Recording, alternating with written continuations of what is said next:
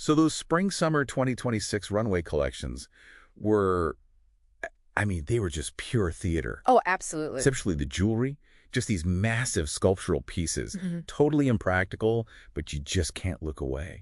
I see one of those, six-figure necklaces, and I just think, how on earth can you capture that vibe, that feeling, without needing a bodyguard? And that is the big question, isn't it? It's exactly what we're digging into today. Good.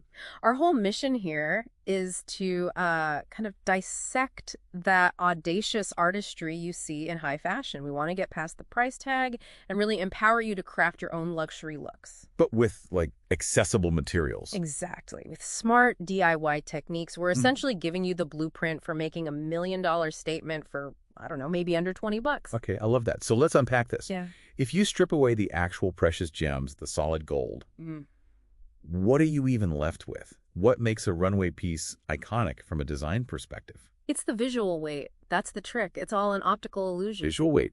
Yeah. High fashion plays with extreme scale or really unexpected material contrasts or these complex asymmetrical constructions. It's all about creating drama. Okay. The key insight is this: scale and high contrast. They replicate the feeling of expensive, heavy materials. So that's the idea that translates perfectly to low-cost stuff. The piece needs to look heavy, even if it's light as a feather. So we're not buying the gold. We're executing the idea of gold. I get it. Yeah. So what are the specific structural things we saw dominating the sources? Well, we're talking about these oversized pearls in really non-traditional spots. Way bigger than you'd expect. Oh, yeah. 3 times the normal size. And lots of highly organic, almost molten shapes. We also saw a lot of deliberate mixing of metal finishes on one piece. And that asymmetry, right? That perfect imbalance. Exactly. Those are the visual blueprints you need to be focusing on. Which brings us to, I guess, the secret sauce here. Yeah. The material swaps. Because to pull off those massive designs affordably, you need the right stand-ins. Absolutely. You have to substitute strategically. So forget the costly gemstones. Use acrylic beads. They're lighter, they're cheaper, but you have to use their scale to make them look impressive. And for the metal frame. Ditch the silver and gold, go for aluminum wire. Okay, wait. Aluminum wire is a great call for those massive pieces. Why aluminum, though? Why not something like brass or copper? That's a great question. 2 reasons. First, it's incredibly lightweight. That's critical when you're making something huge that would be physically impossible to wear in a heavier metal. Right, it would just pull your ears off. Exactly.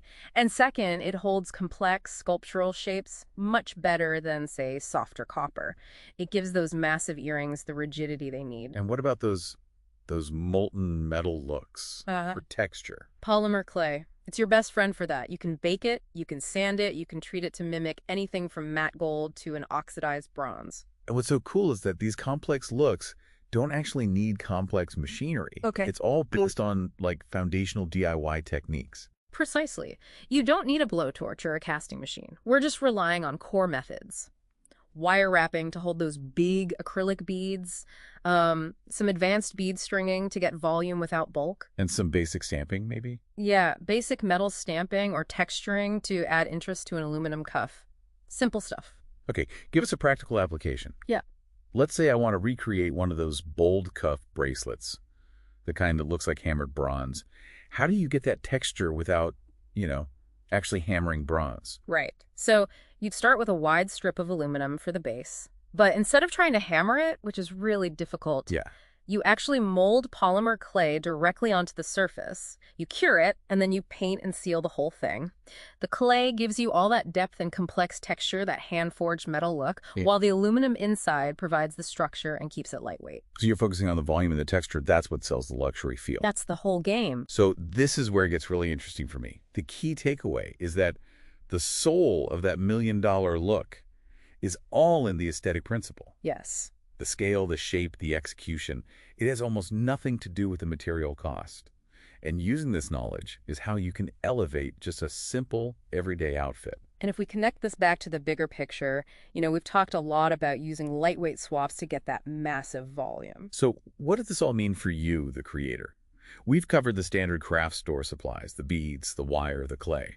But if the goal is to create truly massive sculptural forms that even expensive materials can't achieve because of their weight, here's a thought to experiment with this week. What non-traditional, completely unexpected item could you successfully seal or paint or repurpose to create the boldest, most sculptural, high-fashion DIY masterpiece you can imagine?